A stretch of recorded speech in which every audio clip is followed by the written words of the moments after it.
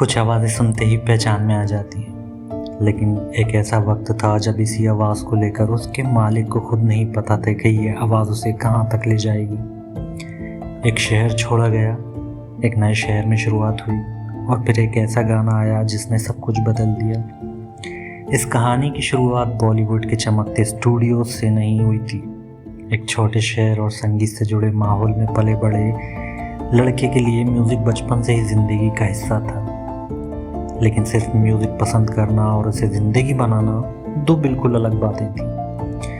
बहुत कम उम्र में उसने तय कर लिया कि अगर म्यूज़िक सीखना है तो उसे अपनी कंफर्ट जोन से बाहर निकलना होगा।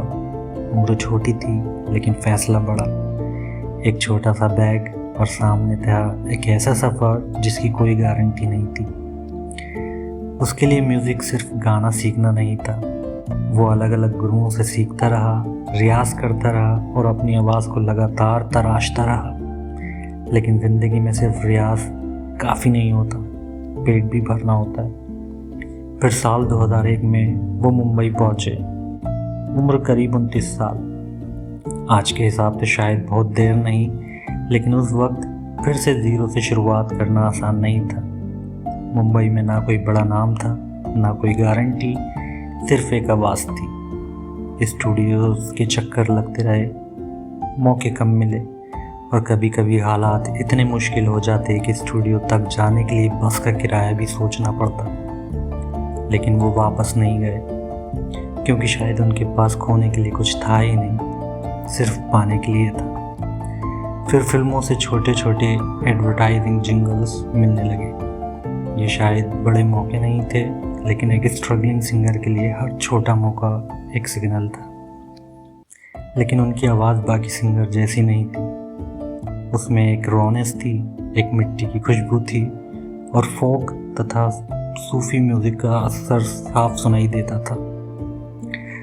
जो चीज़ किसी और के लिए कमज़ोरी हो सकती थी, वही धीरे धीरे उनकी सबसे बड़ी ताकत बनने लगी थी। फिर एक रिकॉर्डिंग का मौका आया, उन्हें माइक्रोफोन के सामने खड़े होकर गाया और शायद उस वक्त उन्हें भी नहीं पता था कि ये आवाज़ आगे क्या करने वाली है। एक साधारण रिकॉर्डिंग जो कुछ समय बाद लाखों लोगों की आवाज़ बन जाएगी।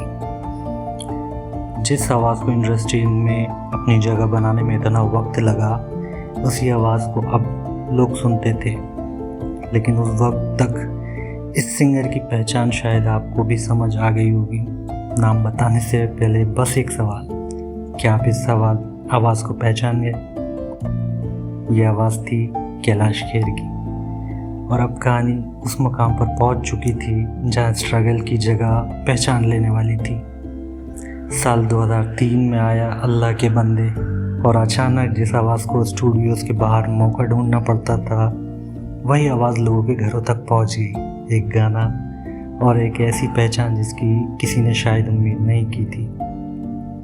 अब म्यूज़िक डायरेक्टर्स के सामने एक ऐसी आवाज़ थी जिसे किसी दूसरी आवाज़ जैसा बनाने की ज़रूरत नहीं थी। उसकी आवाज़ रफनेस ही उसका कैरेक्टर थी, उसकी ऊंचाई ही उसका इम्पैक्ट थी, और सबसे बड़ी खूबी वो सुनते ही पहचान में आती थी। लेकिन कहानी सिर्फ बॉलीवुड तक रुकने वाली नहीं थी। 2006 में आया कैलासा।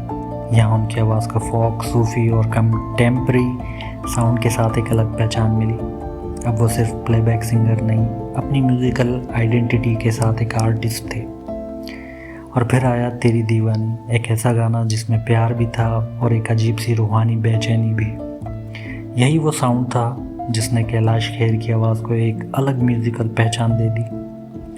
फिर उनकी आवाज़ बॉलीवुड के अलग अलग रंगों में सुनाई दी, कभी रोमांस, कभी दर्द, कभी डिवोशंस और कभी ऐसा फोक रंग की गाना सुनते ही पैर अपने आप थिरकने लगे।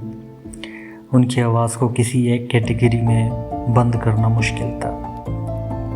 कभी जिस आवाज़ को खुद समझ नहीं आता कि वे कहाँ फिट होगी, आज वही आवाज़ उसकी सबसे बड़ी पहचान बन चुकी थी।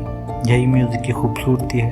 हर आवाज़ को किसी सांचे में फिट होना ज़रूरी नहीं, कभी कभी सांचा ही बदलना पड़ता है।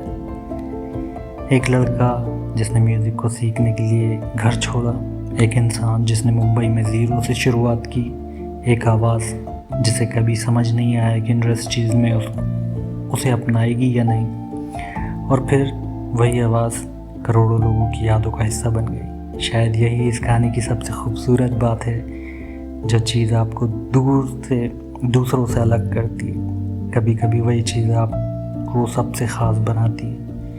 ये थी कैलाश खेर की सुरों की कहानी। अगर आपको भी ऐसी कहानी और दिलचस्प सिंगर की स्टोरी पसंद है तो सुरों के किस्से को लाइक और सब्सक्राइब ज़रूर करें, क्योंकि हर सुर के पीछे एक किस्सा है।